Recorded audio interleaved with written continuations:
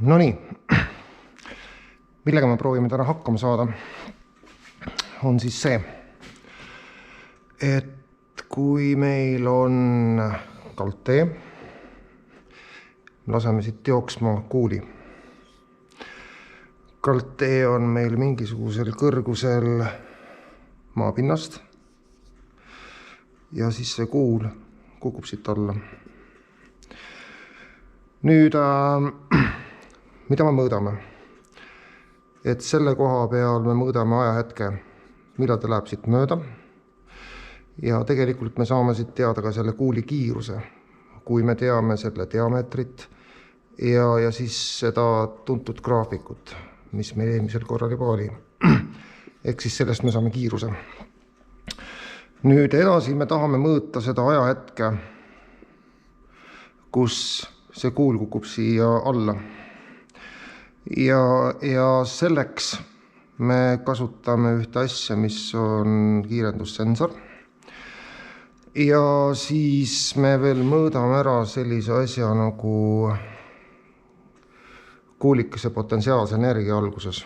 Ehk siis see hash-siin on meil ka vaja ära mõõta ja siis me justkui saame sellest teada siis selle potentsiaalse energia.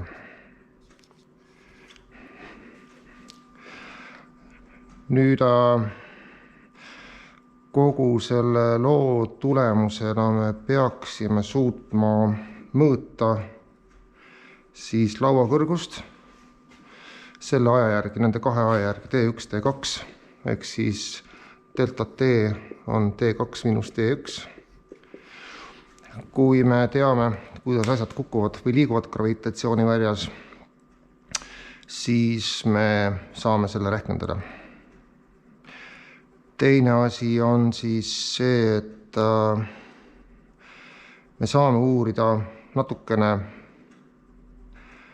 selle samusegi mehaanilise energia jäävuse seadust, ehk siis teoreetiliselt, kui me võtame siit selle kiiruse ja siis selle potentsiaalse energia, siis need omavahel peaksid olema seoses. Ja siis see tuntud lihtsustus, et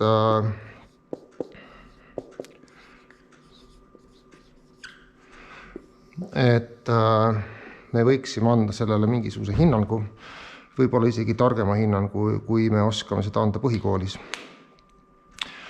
Nüüd, kuidas selle kõigega pihta hakata? Ehk siis me peame püsti panema katseseadme. Katseseade on meil lihtne, nagu kõik meie katseseaded siiamaani on olnud. Õigupoolest on neid ju olnud ainult üks tükk. Ehk siis kaldtee me saame sellisest materjalist, mis on suhteliselt pehme, tühja sellest. Siis meie kuulikene näeb välja selline. Ja siis vau.